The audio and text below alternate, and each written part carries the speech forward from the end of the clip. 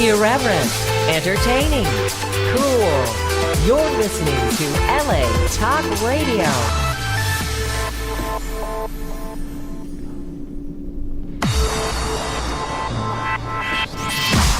You're listening to Reza Riffs with Keith Reza and Alan Lee, right here on LA Talk Radio. Hey Rifters, this episode of Reza Riffs with Christopher Titus is brought to you by Craig Roque. He's an up-and-coming stand-up who has been featured on Comedy Central. He's disabled and Mexican, so he'll mark off 2 diversity quotes for the price of 1. Book him on your shows and let him fill your sad, meaningless lives with well-crafted jokes. He's the only vegetable who doesn't pick fruit. Follow him on Twitter, add him on Facebook, or add him on Instagram, and check out his stupid, sexy face. But, more importantly, book him on your shows. He is a very funny comic. Amy Brick with Brick & Company Real Estate gets homes sold for more than asking with her 11-day marketing plan. This is an amazing way to sell homes. She not only gets you more than you're asking, but she also gets multiple offers. This is an amazing time in real estate, and it is a seller's market. If you want to cash in on your property, call Amy Brick right now to talk about your real estate plans and how she can get you more money than you ever imagined. She lists homes all over Southern California. Amy Brick, call her at 562-335-5269 or visit her website at amybrick.com. That's 562-335-5269. California license 01358-129. This episode is also brought to you by the biggest Christopher Titus fan, Russell Larson. Thanks, Russell. All right, excellent. Yeah. So that was fun. Yeah, so we're running. We're having. We should introduce our guest because he's in the elevator. But today's guest, you've seen him on the hit Fox show Titus. He was also on the drama show Big Shots, where he was a lovely actor. Like, he had really good acting skills, and he was the star writer and director. Lovely. Yeah, he's the star writer and director of the movie Special Unit, which is now on Amazon Prime, and he's logging in right now. Special Unit. Christopher Titus. How are you, Chris? Christopher Titus. Hey, Christopher. Hello, sir. Oh my! Oh, look at that. What's up, Keith? Not much, man. Thanks for doing it. Finally, right? Oh, for comfortable from here. I didn't blow you off though, like the last time. Don't be silly. Don't be silly. Well, the first time we actually blew you off because the director's dad died, right? And then the second time you had an audition. Is that the old "my grandma died" excuse? Oh, sorry, my grandma died. I couldn't be there. Yeah. So how did your audition go? Did you get it? Can you talk about it? I did not. I'm here. I would have called you and canceled. Sorry, I'm on a show now. I can't do your little radio show. Thank you, Chris. We like that. Just ask him if he got the part. Chris, we got sponsors for today's shows, and I gotta say, I love your fans because one of them actually sponsored the show. You're kidding? No, his name's Russell Larson. He's your biggest fan. Seriously? Yeah. Oh, Russell. All right. Yeah. So I was like, well, okay. So. Well, if Russell wants to make it out to Phoenix next Saturday, not this Saturday, the one after that, on the 9th, we're filming the new special. I'll put him on the list. Oh, nice. I think he lives in Arizona too. So. Does he really? I think so. Yeah. Oh, then he's on. Tell him to get in touch with me. Go to my contact page, get in touch with me, and we'll work it out. Oh, cool. Fantastic. That's awesome, man. Yeah, well, What does it take to sponsor the show, really? Really? It takes money. Yeah. How much? it takes begging. It's well, you know what it is I don't know why it's so pricey, but it's $125 just to rent the stuff, and you have a director who's not even here, and an engineer, and a sound guy, and you're like, so it's $125 to sponsor the show. That's kind of cool. I like that. Yeah. But I'm in. Yeah. Christopher has done bigger things than this. Much bigger budgets. I have much bigger budgets than this, and much smaller. Actually, I've done. I've done the whole spectrum of crap to cool. I have. There we go. And like Roseanne, I also got my show canceled. So I've done a lot. I've done a lot in this business. But a lot of it bad. But yes. You got it canceled in a classy way, though. I mean, there's no way. Here's the thing. I didn't get canceled. I didn't go from like having a top 2 show to having no show in 24 hours. How do you do that? Quite a drop. Here's my problem. Here's my problem is that and it's weird because the same people that were like Kaepernick should just shut up. Yeah, these players, man, these guys. It's not your First Amendment rights. You work for somebody, bro. You work to do it, and they're like, wait, whoa, that's your First Amendment rights. Shut up. No, you can't have it. Why do we all have it both ways? I know. People are just, I don't know. Full of crap? Is that the word? That's the word. Yeah. That's the word. People are full of crap. Full of crap. Well, yeah, but you know what's weird is because I'm a huge fan of Roseanne, of her stand-up, but after what she did, I was like, I'm a fan of her past, not her future. You know what I mean? Well, even the joke was lame. Yeah, it was so one, I it was was one of like, those. It looks like blah blah and blah blah had a baby. That was I wrote that. That was childish. I wrote that in '83. My first joke ever was Richie Cunningham and Elroy Jetson had a baby. Like everybody did a blah blah and blah blah had a baby joke in '83, and this. What year is it now? Is it 2018? She cracked that off against one of Obama's closest advisors. Like, just shut up. Well, I will I'll tell say, you what, I am on Twitter and I am angry all the time, and I am ranty on Twitter. But I get a TV show. You're going to see me, hey, here's some more puppy pictures. Hey, these are kittens snuggling each other. I think you're the funniest guy I'm on Twitter. TV, watch my show. There you go. Because then that'll be my outlet. The show itself will be my outlet as opposed to... Sure. And by the way, calling black people monkey, she's not good. Yeah, that's what I was just like... Terrible. That's why I was like, I'm... I had a terrorist called her Muslim Brotherhood. The Muslim Brotherhood and Planet of the Apes had a baby. Yeah. You can't mix those two. I was like... Even one is enough to get the show canceled. Both. She's a terrorist monkey. What are you doing? What do you like? And then the head of ABC is a black woman. What are you doing? But Alan has a weird theory about this. He thinks that she did it because she doesn't want to do the show anymore. I think she got lazy. She's like, she said, "I'm going to shoot myself and go out." Well, no, that's a little sane, but who knows? This guy's like a conspiracy theorist. Now it's sleeping pills. Then It's she fucking blamed- sleeping pills. Then she blamed Ambien. Ambien. She blamed Ambien, which is That- the best response was from a company that makes Ambien. Sure. One of the side effects is not racism. That was from Ambien. True. If you read carefully the label. Yeah, listen right closely at to the bottom. commercial. They talk fast, but not in there do they say racism. No, White supremacy, not part of the side effect. Not there. Ask your doctor next time you go. Ask your doctor if Doctor, you're going is there racism in this Ambien? If you feel like marching with torches, consult your physician. Oh man, but speaking of Roseanne, Tim Allen's show, Last Man Standing's coming back too. Is there a chance for Titus to come back? I don't know. Fox said no. They said they owned it. I asked someone why, and they said that because of me, the show got canceled. Basically, it wasn't ratings. Gail Berman and I didn't get along. Right. And Gail Berman got tired of me saying no to her. I said no to her a lot. Yeah. She wanted to have Faye Dunaway on the show, and I said, Faye Dunaway. but now, which is great because I didn't know. When Faye Dunaway said she wanted to play my mom, I was stoked. I was like, woo! Yeah. And then Faye Dunaway showed up on the set, and we were in the middle of this food fight scene, one of the Thanksgiving episodes, and I had mashed potatoes all over my face, and we were fighting each other. So they go, in the middle of that, they go cut, and then someone comes up and goes, "Hey, Faye Dunaway's here." And I go, "Well, what?" She wants to talk to you about the script. I said, I literally have mashed potatoes in my hair. I'm like, this is the worst possible way to meet Faye Dunaway. And to talk about a script. So I'm like, scrape, flop, and I walk over, and it was a script I had written. And I walked over and Faye Dunaway, and she goes, "Hi, Chris Faye." And I said, "Oh, nice to meet you." And she goes, and I look at the script she's holding, and it's got all these tabs, these little Post-its sticking out of the sides of it. And she goes, "I just want to show you what I'm not going to do." And she starts. That was how we started. That was like sentence 2. Oh, and she starts flipping to the script, and it was so the character she was playing was my mother, and my mother was mentally ill, and we'd written all these funny mentally ill things that my mom did, and Faye said no to all of them. Well, how do we show that you're mentally ill? Are you going to bounce some checks? What exactly are we going to use to illustrate it? Sure. So she wouldn't do any of them. Wow. But I was still cool with it, and I said, okay, all right, we'll talk it out. I talked to my executive producers, Jack Kenny and Brian Hargrove, who are very, very smart men. I said, we'll work it out, and they said, she's not going to do any of it. I said, no, that's what she said, but it's Faye Dunaway. I got it. I got what was going on, Faye Dunaway. Well, here's what happened. About an hour later, I went to wardrobe to get some changes, and the wardrobe guys flip out on me. They're like, "Oh my God, we're not working with Faye. We are not working with Faye. I'm not here. Here's 2 guys. We're gonna have come in. They're gonna do wardrobe. We're not working those weeks." I'm like, "What the hell's going on?" Then I have a camera crew. One of the heads of the camera. We had 4-man camera crews, and we had 4 of them. And they like one at a time. Well, 2 of them. Only 2 of them came over, and they go, "Hey, I've worked with her before. I'm not gonna work with her again. Here's a number of a guy that'll work the weeks that Faye Dunaway works."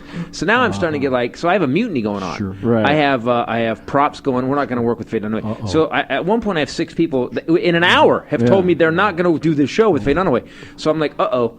So I go upstairs and I go talk to Jack and Brian. I go, "Look, man, I got to mute." And the thing with Titus is we built a new set every week. We didn't. It wasn't like Cheers. We had the bar and that was it. Well, because every story was set in one place in one time, almost in real time. That's how we did the show, and we shot it like a play. We never stopped.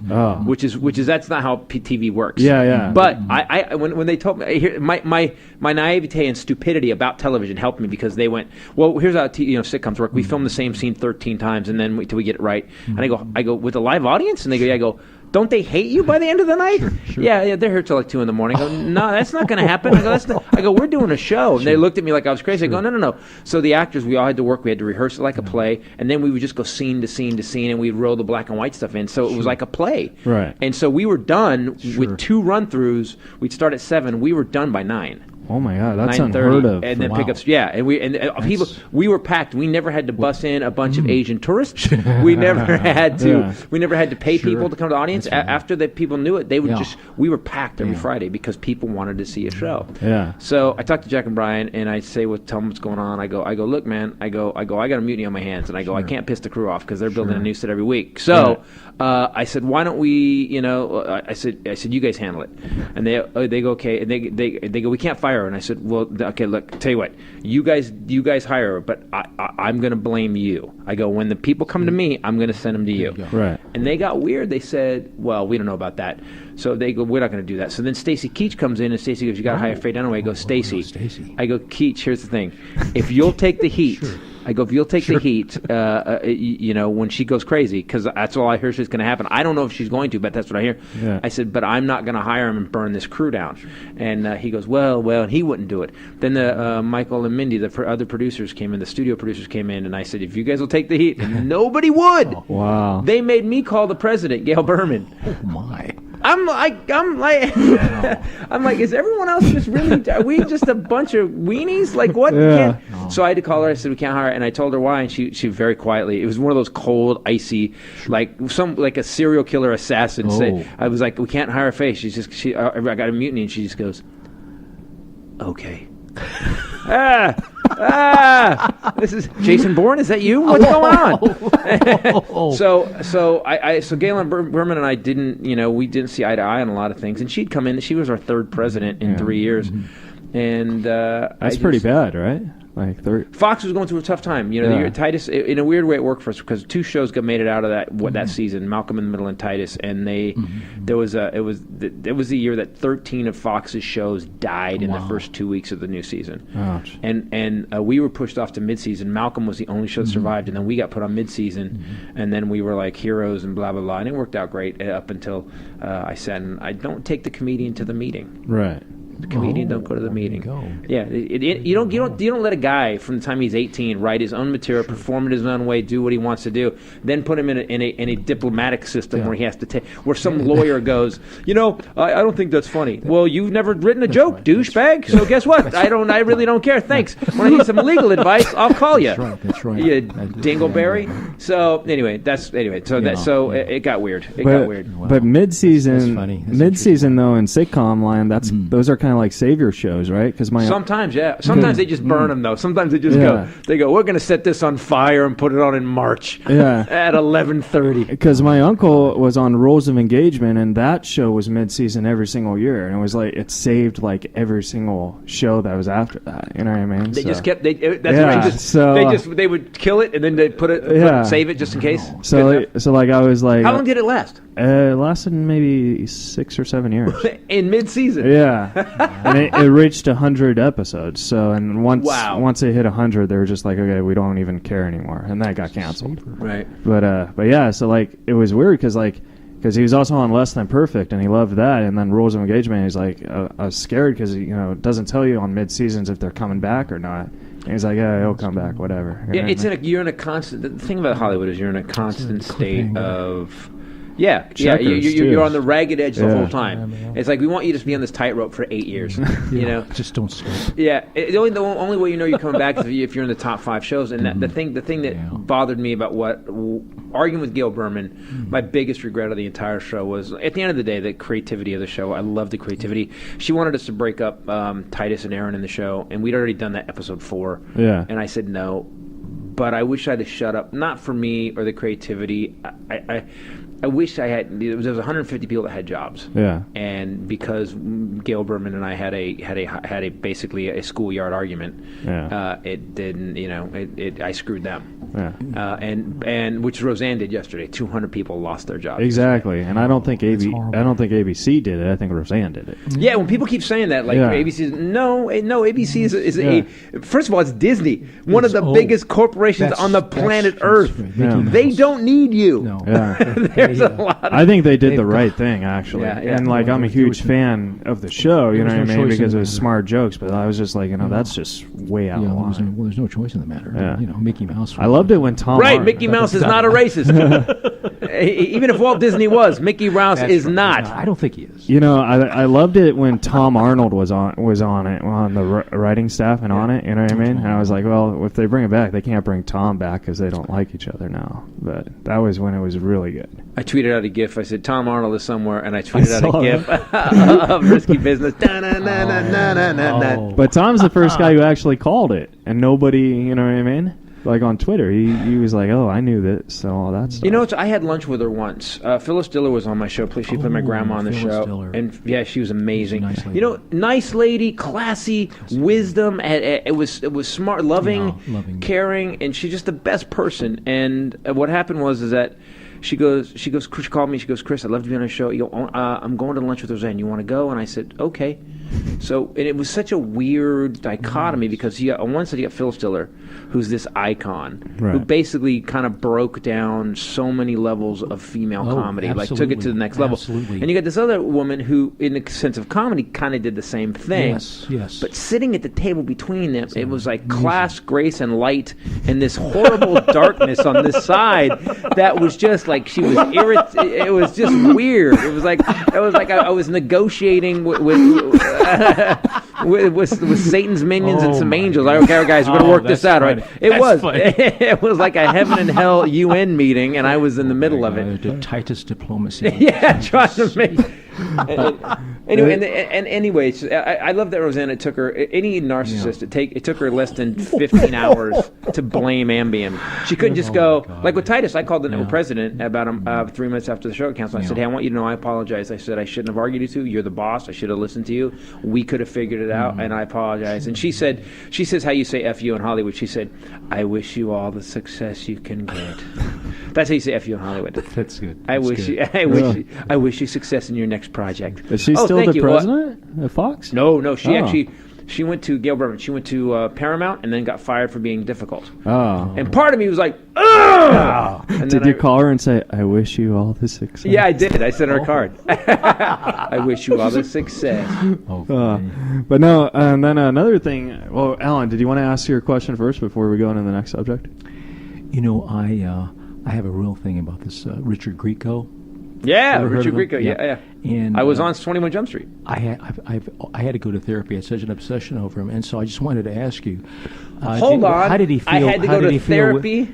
I was really into Richard Grieco. So you're like, this is bad. This is bad. And so I wanted to ask you, how did he treat you?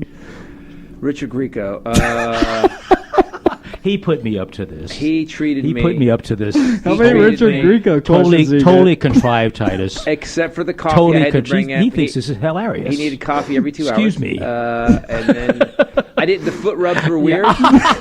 That was weird, but I thought, maybe it was my first show, so maybe this is Hollywood. Sure. I actually got to work on that show. This was completely contrived. I know. I got to work with DeLuise. I got to work with... Dom DeLuise. No, Peter DeLuise. Dom was in that episode, though. Peter and Michael. Sure. Michael, and that's my first episode of TV. Boy, I played an a-hole in that episode. Oh, yeah? Yeah, if you bring up a Titus episode of 21 Jump Street, it's called Woolly Bullies. Man, I'm a fetus, too. I look at myself, I'm like, oh, my God, I'm 9. Why am I in this movie? That's so cool. That's so cool. Yeah. But no, I just thought, because before I interview people, I like to listen to previous interviews so I don't ask them the same subjects, you know what I mean? And I've already told the same story about Titus. No, but I was noticing that, no one's ever asked you a Richard Grieco question. Oh, so he's never. He so was on the show. you managed to figure that out. Out of the 5 that I've listened to, I didn't hear a Richard Grieco. Where did I run into him somewhere? It was weird, like 4 or 5 years after that, I ran into him somewhere. And I didn't, because I never saw him on the set. I was working with Michael and Peter in my section of the show, and was it at the and I was like, Roxbury? hey, I go, no, it was not. I said, hey man, I said I did 21 Jump Street, and he just goes, great. And that was it. That was all. That was. I don't think Richard Grieco was ever said to me. Okay. There you go. Oh man, Thank you, Titus. He was still Richard Grieco at that time. Okay. yeah. Yeah. Back when it was cool. Like I used to be Christopher Titus, but now That's another thing. Like we do comedy, and you're obviously a national headliner, and I'm just like a nobody right now. But like when I tell people who I've had on the show, I was like, oh, Christopher Titus, they do. Yeah. Oh, we love Titus. I was like, yeah. And then they're like, he goes by Titus. I was like, oh. So then when I texted you, I was like Titus, and then you said, oh, it's I was confused. I don't know what to call you, Christopher Titus. Titus. Everyone calls me Titus. So I was like, I don't, You heard it right here. I was like, Yeah, if you don't figure it out though, I'll beat your ass, because that's usually what I do. If you can't figure out what something to call me, I just don't like wishy-washy. That makes me violent. So I was trying to be like really polite and stuff, but I didn't want to offend you. Yeah, 'cause, if you know my really, after all my comedy, you think polite is something I need. No, but I have Asperger's, so I don't want to you know what I mean. Explain to me Asperger's exactly what it is. Oh, Asperger's is a form of autism, Right. And High functioning, obviously. yeah, but I have mild functioning. I hope so. And We're here. True. Unless this is not connected to anything. That's right. And that's we're just correct. in a room talking to ourselves, That would be- and he's just saving hard drives of these shows just for himself. Just for himself. I probably am. It's not being broadcast anywhere. But basically, it's I don't see social cues very well, and I have no filter, and I do. So That's- basically, you're perfect for a stand-up comedian. Yeah. So that means I have Asperger's. There you Then, go. 'cause I have have no filter, and I don't pick up social There you cues. go. Yeah, but I got my show canceled. That's the social cue I should have picked up. So I also have Asperger's. There you go. See, we proved But something you today. could be like, hey, Gail, instead of Faith, let's get Roseanne. She's mentally insane. Oh man, I feel it's weird because you could hear because she said I'm off Twitter now, and literally 4 hours She later comes she was back, back yeah. on Twitter, and you could just see her. You could see she's at home somewhere regretting everything that happened in the last 24 hours. Really? Oh, you could just see, yeah. Well, she's blaming. People like that. They start Horrible. blaming stuff. You Horrible. just have the balls to go, "Hey, I did it. Sorry." She did, and then I think it was ambient. Joe Rogan is right. Yeah. Joe Rogan had be like, "Don't bring me in this. What are you doing?" Yeah, I do think that that's messed up because you're right. It does cost the jobs of other people. You know what I mean? And it's just like, I just, man, as you get older, because during Titus, I had this weird thing about integrity for the show. I want us to save the show and do it this way. And that's why I film my own specials now, because I don't want...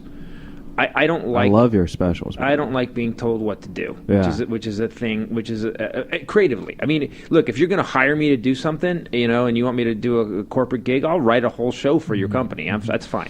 You can tell me what to do if you're paying, but if you're not, when people go, I've been people this new show, Amerigeddon, they've been like, don't do politics, don't talk about the president, don't do, and I was like, why? And they're like, because you're going to piss people off. Yeah, but what did George Carlin do? What did Robin Williams? Would go into places. Robin Williams, say what you want. He was so lovable, but he got away with some. You used to write down some of his stuff. You're like, wow, he really said that out loud. Yeah. But he was because he was saying it. So I don't like. When it comes to TV, though, I've learned, Titus was such a personal thing. The show was called Titus. It was about my actual life with my people, and I think I should have. I needed to be more diplomatic with it. Yeah. I've learned diplomacy since. But I also had two great producers on it, Jack Kenny and Brian Hargrove, who should have stuck a pencil in my neck while I was sitting there. They should have just killed me. And the second I started smarting off to Gail Berman, they should have just punched me in the eye as hard as they possibly could.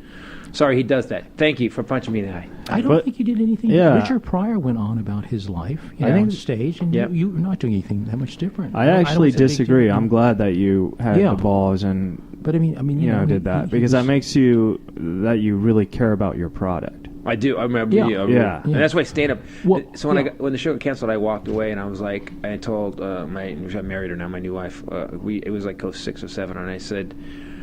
We had done Big Shots, and Big Shots got canceled by the writer's strike, and I loved Big Shots. I turned it. We were just getting good too, man. Those guys, Michael Vartan and Josh Molina and Dylan McDermott, man, we were just starting to have fun. We really had got a rhythm, and the show had started coming up, and the ratings had started moving, and the writer's strike happened, and it killed us. No. Well, that show, you showed a lot of your acting ability too. Another a-hole. I play lovable a-holes really well. I guess you always get cast who you are, and I have to face that's who I am. I guess. No, there's a need. You're like there is a need.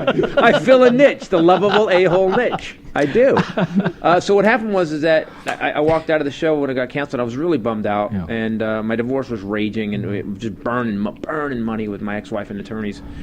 And I told Rachel, my new wife, I said, I am going. The one thing they can't take from me, the one thing they can't f with, the one thing that no one can step in and go, you can't do that anymore, is stand up. Yeah. They can cancel a TV show. They cannot release a movie. They cannot finance a movie. But when it comes to me sitting down and writing jokes and getting on a stage, you can't take that from me. Yeah. You have to kill me. Yeah. So I decided that from now on, every 18 months, I'm going to do a new special.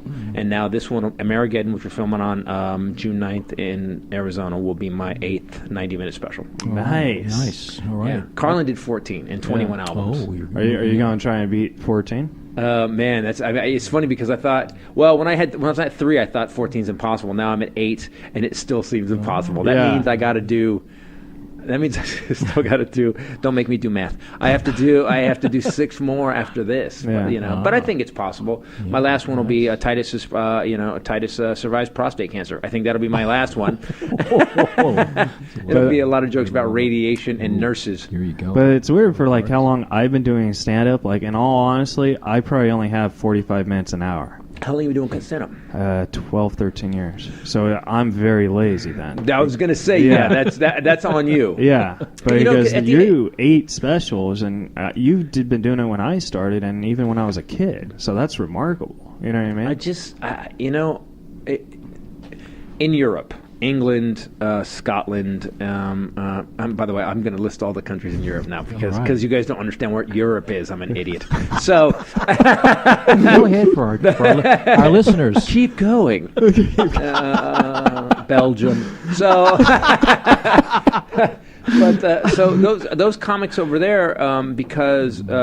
We have this. We're lucky in America as comics. We have this monster country, 330 million people. We have so many states and so many places to go to that you can basically, if you want to hustle and work every state, you can do the same act for 10 years. You can do the exact same act for 10 years, and you're not growing, you're not getting better as a comic. Or you can decide to do the European model, which let me see, Ireland. The European model, which is those guys do the Fringe Festival in Edinburgh, they have to write a new hour every year. Wow. And it's funny because over there, comedy is seen as art. Here it's not seen like that. Not anymore. It's like a douchebag just gets up and talks about his penis for half an hour. Right. And I always look at it as Carlin. Say what you want, but Carlin was a craftsman and an artist at the same time. Dude, some of those stuff. Every time you want to feel bad about yourself, go watch Modern Man. Go watch that first bit he does in that one special. You'll be like, oh, I'm going to quit. I'm going to be a welder. I'm going to go be a lumberjack because I suck compared to this dude.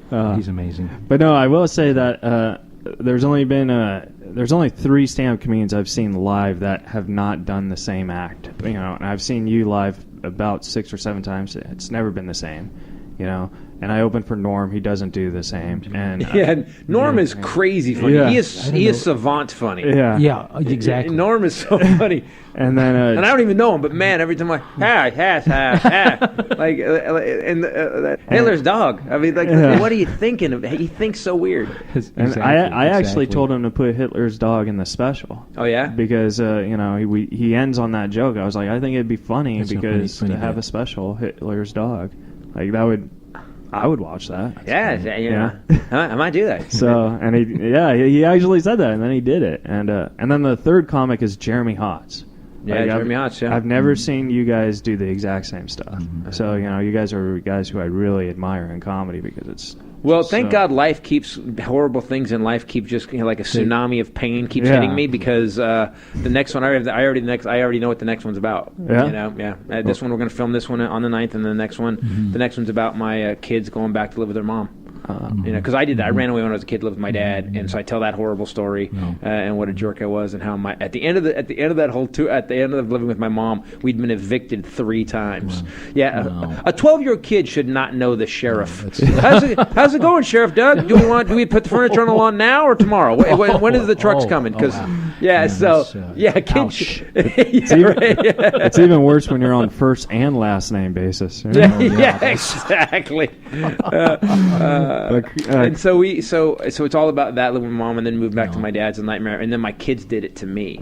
My kids just did the same thing to me, and it's weird as how life just keeps repeating itself, and you suicide or not, you contemplate it. You don't do it, you contemplate it. Yeah, no, I understand that because I also suffer from depression, and there's times where you see me on Twitter, sometimes they're really dark, you know what I mean, and it's but that's why I'm here, and that's why I feel, because honestly, this is an intervention. We decided to help you. Thanks, We're changing your medication, and I want you to know that we're going to bring you to a different place. Your social cues will go way through the roof. Exactly. You're going to start understanding what's really happening around you. Well, Titus, we have to take a break for the sponsors, and then when we come back, we got some Twitter questions. Cool. Do you like Twitter questions? I hell yeah. Yeah, he loves them, actually. All right. This episode of Reza Riffs is brought to you by Greg Rouquet. Greg is an up-and-coming stand-up comedian. He's been on Comedy Central. He's disabled and Mexican, so he'll mark off 2 diversity quotas for the price of 1. Book him on your shows and let him fill your sad, meaningless lives with well-crafted jokes. He's the only vegetable who doesn't pick fruit. Follow him on Twitter. Follow him on Twitter, Facebook, and add him on Instagram. Click on his stupid, sexy face. But more importantly, book him on your shows. I have done lots of shows with Greg, and he's actually hilarious. And Titus's movie special unit, this episode is dedicated to Greg. Oh. He's disabled, and we have disabled actors in the movie. We're going to talk about that after we finish the... Very All right, keep good. pour Al. for Greg. Go ahead. It's my turn. All right. Amy Brick with Brick and Company Real Estate gets homes sold for more than asking with her 11-day marketing plan. This is an amazing way to sell homes. She not only gets you more than you're asking, but she also gets multiple offers. This is an amazing time in real estate, and it is a seller's market. If you want to cash in on your property, call Amy Brick right now to talk about your real estate plans and how she can get you more money than you've ever imagined. She lists homes all over Southern California. Call her at 562-335-5289 or visit her website at amybrick.com. California license 013-58129. That's 562-335-5269. Numbers are hard. Numbers are hard in this business. Read the number again. 562-335-5269. Amy Brick. Titus is actually calling. I have a podcast too, Trezor. And then this episode is also brought to you by Christopher Titus' biggest fan, Russell Larson. So, Russell! Yes, sir, Russell. So, Listening. before we move Russell on... had no commercial. We got to make a commercial for Russell. we got to make a commercial. But By the way, Russell has got obviously good taste because he loves Titus's comedy. Russell lives in Arizona. Is that true? He lives in Arizona. He'll be at the special taping on June 9th. He'll be on a list as a guest because he's sponsoring the show. But do me a favor. When you see Russell, give him a handshake, pat him on the back, and flip him $1 if you can. All right. he needs 125 of them. To make up. But didn't he say Thanks, that Russell. ad just like Gail? Like who? Gail from Fox? No, all right, bad joke. You know what, See, my- social cues. By the way, what a great excuse! Even if you don't have Asperger's, people just say you have Asperger's now. Whenever say you're, it. because then you're like, if you act like a douche in public, you can just go, "I have Asperger's." thought about Then that. everyone goes, "Oh my god!" Everybody. I uses thought about that. Yeah. When I do stand up and like before I go up, like someone, if a joke bombs, they'll do the Asperger's and they know I'm on the show and I'm known as the Asperger comic. So then like it kind of takes away my material. And so, luckily for me, I just like talk, and then I bring up my autism, and I was like, unlike those guys, I actually have documentations. Yeah, it sounds like those guys. I have a paperwork from my doctor, and I have to take medication 3 jokes from now. 3 jokes from now, I have to take some every 35 jokes. I have to get another dose. But your movie Special Unit has disabled actors too. We did that, yeah. So- It was a 10-year quest, man, and we got it done. We did a pilot for Comedy Central in 06, and then the movie. Then it was weird. People were like, "This is really funny. We're not going to put money into this because it's a big bet. You're disabled actors and stuff." And I got 2 investors and myself. We all took a third of the budget, and we got it made. Have you seen it? I've not. Wow, it's been out since November, and you haven't seen it. I And saw yet you the wanted me to- trailer. Nice. Wow, what a douchebag. No, I mean, Talk about social. There By the way, you this is go. not an Asperger's thing. There You're you just go. a douche right now. There you No, go. no. You should have seen Titus's movie. you It's got like caught. 3 He bucks got- on Amazon. he got Like caught. it's not even like Titus- hard to go see, and it's really funny. And it's like 5-star reviews. No one even we got better reviews than some real like studio releases, know you and you did. don't even watch my movie, and yet you want me to come to your podcast. What kind of crap is I'm that? telling you. It was No, reviewed very here's well. the thing. Thank you. No, another thing about I know Asperger's. Asperger's. I know. Asperger's, No, social but cues. another thing about Asperger's is so brutally honest. So I mean, I can't lie to you because That's appreciative. you That's know. what we Good, that's like good. about So you. like, that. if I said yes, I saw it, and then you asked me questions, I could just be like, oh yeah, that was fun. When are you going to see it? I'll see it We'll when see. When are you going to see it? tonight I have a show. I'll watch it tomorrow. Okay, There promise. you go. You heard Yeah, it right here. you could text me questions and I'll answer. A quiz. Honestly, Yeah. that's fine. Now I don't want to. I want you to see it. I don't want you to be honest. Yeah, I want you to say it's really great. No, it's really funny. Billy Gardell is balls out funny in this Yeah, I movie. love Billy. And everybody in the movie. The whole point was so many people with disabilities. Real ones, not like Asperger's. Real disabilities. Like What? No. he said, what? He like they are treated. So there's three where they're 3 ways they are treated. Wow, I almost had Like a disability. They either are made fun of to their face, they're either made fun of behind their back, or they're ignored. That's the way the disabled are. And when I say ignored, they're really ignored. They're like people don't even look at them, and that's not everybody's fault because we've been taught since we're kids. Don't look at them, don't stare, don't bother them. And I get maybe the heart of that is a good thing. Don't make fun of people, don't stare at people. But the other side of it is, all of a sudden these people live in this weird invisibility.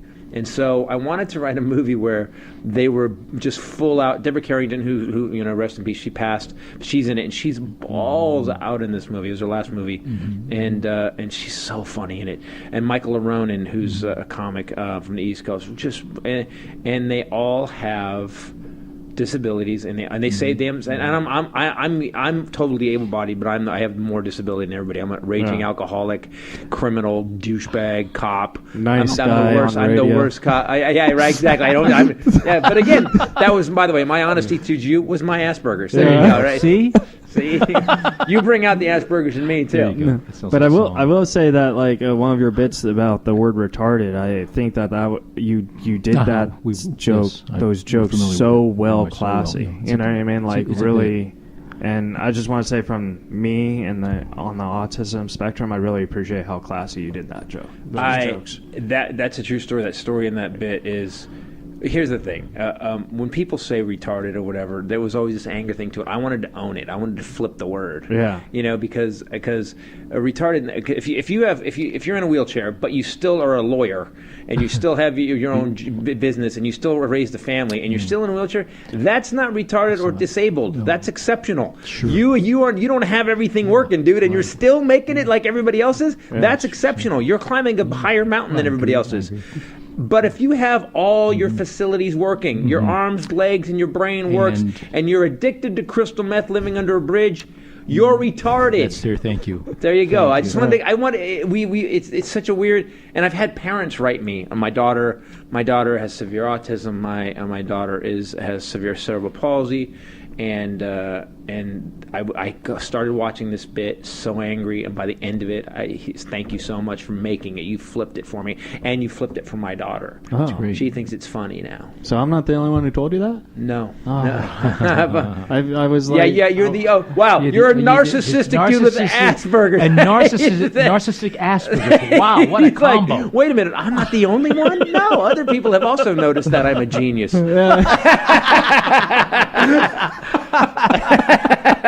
Oh my! It's like a therapy today. It's not a podcast anymore. Well, that's what you get for bringing Richard Grieco to the table. Yeah, man. Wow. Yeah, the gauntlet. You threw the gauntlet down early, bro. Thank you. Oh, man. But seriously, from the bottom of my heart, I appreciate that bit. You're welcome, man. Great. So, Comedy for me is like not just let me write another dick joke, let me write another fart joke. I always like try to. If you look at all my specials, I've tried to, and this didn't happen. I'd done comedy 12 years before I got this. yeah. I saw Lily Tomlin do Signs of Intelligent Life years ago, but I was never good enough to pull something off like that. And then I was 12 years in and I was going to quit comedy. I just like the material you have. Yeah. There's a lot of stuff you've done too many times. Oh, yes, of And course. when you're on stage, when you're about to do it again, you kind of hate yourself for doing it, don't you? Yes and no. Okay, but yes, you know it's going to get a laugh, Yeah. but you No. wish you had new material. Yes and no. Can I explain? Yeah. Okay, yes, because I agree. It's like sometimes it's like no longer jokes, it's a script. You're just reading. Right. Right?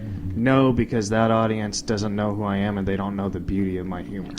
Right. So that's where it's tricky for me. And plus, The I don't... narcissism runs deep. The beauty of my humor. Yeah. They don't know the beauty of my humor. On your tombstone, we're putting that. We're putting that. We knew the beauty of his humor. Will you at least go to my funeral? I will definitely go to your funeral. I will talk smack, though. Yeah, there we Because go. this guy's going to miss it, man. We're going to go together to your funeral. Yeah, we will. You're going to skip therapy depending on how this to go to my this funeral. works out. Well, he's got over the Richard Grieco thing. Oh, He cleared okay. it up. He can Thank you. skip a day. But I want you to know is that like Like, here's, fuck it, I'd rather just hang out with Titus. That's Let me okay. talk to you about this for a second because there's a scary joy in it. In like every time, so we'll film this thing on the 9th. I'll probably do it. Keep doing it until we release it. And then once it's released, I'll start chunking it. I'll start tossing it and writing the new. And I'll go on stage with 15 pieces of paper and I'll start reading the new jokes. There's something about that I've become an addict to it. You know, some people get tattoos. They get one tattoo and all of a sudden they're addicted to it. Right. But tattoos hurt. But they get weirdly addicted to it. Exactly. So it's painful to break in new material. It's painful, but the victory on the other side of it is amazing. This show was the hardest one. Armageddon was the hardest show I had to write because when I first started writing it, it was in December 2 years ago, and not 2 years ago. Yeah, not this December, a year and a half ago. And I started doing some Trump jokes, and people would stand up in the audience, "F you, suck it!" They would start screaming, Angry. and And it was a girl who said that. yeah, make America great again. What? Shut up. So and they would scream, and then I realized that the show can't be about Trump's going away. There's whether it's 2 years, 4 years, or 8, it doesn't matter. We'll get a new idiot soon. Sure. Right. The problem with this, when I got this show is about America. It's about why are we becoming tribalized and why are we splitting up? And we should be we again. We're not we anymore. Yes, I agree. We're us and them. Yeah. Exactly. And every side thinks that, and we need to be we again because the only way there's a bit I wrote called They We Them. Have you seen this show yet? Do you see any of this show? Because I'm doing it on a Saturday. If you guys are local in town, Saturday I'm doing 2 shows at Flappers in Burbank. Flappers. Flappers. That's right around the corner. Yeah, to getting get warmed up. So you want to go, man? Come to the show. You Why can don't see you? it. Definitely. Because I was supposed to go when you were around Irvine, but I got a gig last second. Yeah, We'll do it. Really, you took work instead of seeing me. He's something. Well, you stood me up. I hope people. He was angry. I hope people got your beautiful humor. Filters. I hope they got the Guinness beautiful humor. So, yeah, you're not living that down, bro. Any comedian that says that, like, if there was 3 more comics in this room, you'd be getting hammered right now. I know. So I'll be in Burbank this Saturday. At Flappers, yeah, and I'm just, I'm warming up. I'm doing stuff because we're going to film it next weekend. Sure. So, but come see the show because I really got that. This bit called We, They, Them. Everybody forgot it was we. It's not us versus them. Here's the problem with America right now. We all believe something about somebody who doesn't agree with us. Every conservative is just a sister screwing 4-wheel truck driving redneck, and every liberal eats kale salad out the butt of his boyfriend. Drizzled in raspberries, balsamic from Whole Foods. So that's what we think about each other. And the reality is that the people that run it made us think that they. Thank you. It's they. Thank you. And by the way, that's the same. That's the problem throughout history is they. They. Yeah. Whoever is in power, all they want is money. All they want is power. They all have small penises. Even Hillary. That's right. And they just they in our history, it's all ancient silver-haired white guys. A lot of them are Draculas. They bow to the altar of gold. Yeah, and they all have that thing under their chin. That Sith Lord flap thing they all got. So those guys made everybody believe it's us versus them, and Trump's worse than anybody at it because he's keeping us split. Because if he keeps us split, then the mad people focus on each other instead of the guy that's ruining it. Yeah. And in fact, but if we could be we, the whole business about we, they, them. So if we became we and we showed up, and we don't have to get along, but we don't have to agree, but we have to get along. And we showed up in Washington, red baseball hats, pink pussy hats. How you doing, man? There you go. Yeah, we figured our stuff out. I love organic lavender potpourri. I ain't lying. Well, you could say what you want about Trump, but you have to admit he has the best ties. Yeah, man. Where do you get a 6-foot tie? Like he's wearing green and yellow. I know, man. I felt like this today. Making China great again. China-made ties, man. There you go. I've never seen it more corrupt. Like, here's the thing is, and what I don't understand, do you guys understand that the people that follow the guy, that are hardcore, I say in my show, it's liberals' fault that people are, because what happens is we become a bunch of digital pussies online, and we're just being, like we all think Trump people are stupid. They're not. They just voted for who they voted for, thinking he was going to be a normal dude, and he ended up this guy. But now they can't back off because everybody on the left is going, "You loser, you idiot!" Right. No, I'm not an idiot. I'm good. And so everyone gets your back up. They're not stupid. Yeah. They're just. I say this joke, and here's when the show changed. I did a joke one night. I walked on stage and I go. You Trump voters, I feel for you because you know damn well every time that man walks towards a microphone, you have anxiety. And I was looking in the crowd, and there was 4 people up front. They just put their head and they started nodding like, yes. They get it. They just don't know what to do. He's got comedic timing of sorts. He does. Don't you think? Yeah, he does have a rhythm. Are you, I'm not kidding, man. I watched the speech last night, and I thought I would tell you would react. Yeah, no, really.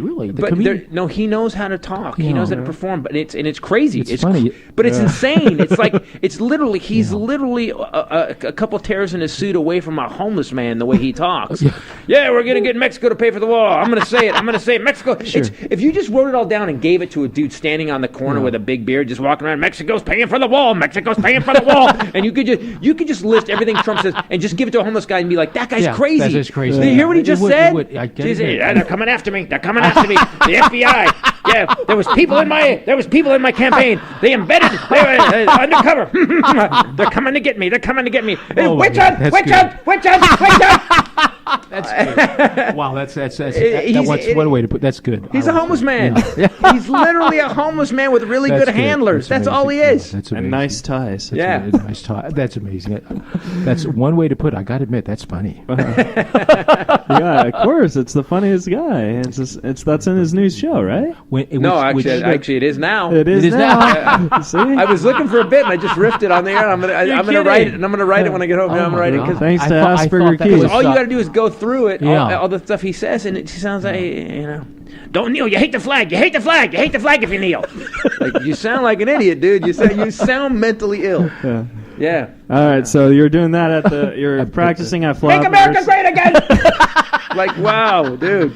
You're practicing at Flappers, and then you're filming it at the Tempe Improv? No, I know the show. I'm not practicing anymore. No. But people don't want to pay to see you practice. I didn't mean. I meant. No, you're I'm doing it. running The show's done. I'm running it. I'll be breaking in 2 new pieces, okay. which is weird. Always write a new piece right before you film. That's really good. Don't spend the time to work it out. Just write it right Well, it's a before. That's what I typewriter, meant. tightrope kind of thing. Yeah, like but that. I misspoke. There's just two chunks in the show I want to fix, and they're not bad. There's nothing bad, but as a comic, you get to this place where, and the audience will never know. They laugh a little bit, but the idea is funnier than they're giving you, and it's the words. So what I'm working on now is patent. Werewolves and Lollipops, Patton Oswalt's album, taught me a lot about words. Him and Carlin. That album specifically, though, if I really want to hear. Werewolves. I want to Werewolves and Lollipops. So I want to hear something to inspire me. I'll listen to that album again, or I'll go back to "You Are All Disease" by George Carlin. Yeah, that's a great one. Yeah, Carlin was ballsy though. That when they released last year, that was supposed to be released right before 9/11 happened. I like it when a lot of people die. He had to be. Wow, that was the universe going, George. You got to tone it down just a tiny bit. Yeah. People die. I love it. Do you know they taped that? It was 9/11 on it was a Tuesday, right? It was on Tuesday. Yeah. He had the weekend prior to that, he had taped that special. Yeah. In New York, and then 9/11 happened. It was in New York. I'm not saying George Carlin caused 9/11. I'm just saying The it's timing is really weird. Yeah, Yeah, that's amazing. It's a little Oswaldish Kennedy thing, is what I want to talk. What conspiracy? Well, we're actually out of time, Chris. But, Wow, this- I can talk way too long. No. Thanks for having me on, man. Thank you. Where Thank can you. where can the folks at home follow you? Go to ChristopherTitus.com. That's my website. You can get all my specials there. Or if you want to follow me on Twitter, it's at Titus Nation on Twitter, or The Real Christopher Titus on Facebook. And if you hit me on Twitter and you argue with me, I will go after you. That's what happened with us, and then we followed each other. And now you're working together. It's like fighting in the schoolyard. Thanks, guys, for having me on. That's his therapist. Thank you. call. There, you got it.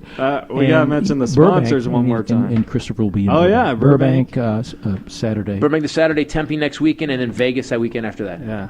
At the South Point Casino. But Tempe's the special show. Tempe, we're filming the special. Yeah, we'll have this. And you come Friday and Thursday and Friday because the set will be all up and the lights and everything. And then we're going to film on. We're going to do run throughs on Thursday and Friday, and then Saturday we're filming it. All right, we're going Friday.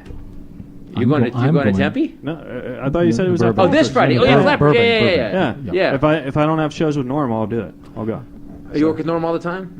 Whenever he calls me, yeah. Give Norm my love. Tell him Yeah. how much what a genius I think he is. Oh yeah, definitely. I'll give you his number. You guys could. Yeah, don't tell him though. Let me just randomly call his ass. Okay. This episode of Reza Riffs is brought to you by Greg Rouquet. He's an up-and-coming stand-up who has been featured on Comedy Central. He's disabled and Mexican, so he'll mark off 2 diversity quotas for the price of 1. Book him on your shows and let him fill your sad, meaningless lives with well-crafted jokes. He's the only vegetable who doesn't pick fruit. Follow him on Twitter, add him on Facebook, and add him on Instagram, or check out his sexy, stupid face. But more importantly, book this man on your shows. Amy Brick with Brick and Company Real Estate gets homes sold for more than asking with her 11-day marketing plan. This is an amazing way to sell homes. She not only gets you more than you're asking, but she also gets multiple offers. This is an amazing time in real estate, and it's a seller's market. If you want to cash in on your property, call Amy Brick right now to talk about your real estate plans and how she can get you more money than you ever imagined. She lists homes all over Southern California. Call her at 562-335-5269 or visit her website at amybrick.com. California license Q1358129. That's Amy Brick. Titus is just thinking, should I sell my home? There you go. There you go. He's calling her right now. He's calling her right now. I'm going to give Amy a ring. Fantastic. Then this episode is also brought to you by the biggest Christopher Titus fan, Russell Larson. So thanks. Go see Russell at his house. Thanks so much. Phoenix. If you guys like the show, subscribe on iTunes, rate, review, follow us on social media. We need the love. And thanks again, Mr. Titus. I really appreciate it, man. Guys, it was great. Titus. Thanks, man. And you're not as Asperger as you think. Oh, awesome. Cool. not at So all. we're cool? Yeah, Oh, totally. all right. Cool. He says that now until he gets all these text Which messages. the narcissistic part, though, the narcissistic part is still there. That's not Asperger's. You're a stalker. That's one thing. I mean, it's different. No, we gotta get you back in round 2. I got a whole bit on that stuff. See you guys. All right. You're listening to Reza Riffs with Keith Reza and Alan Lee, right here on LA Talk Radio.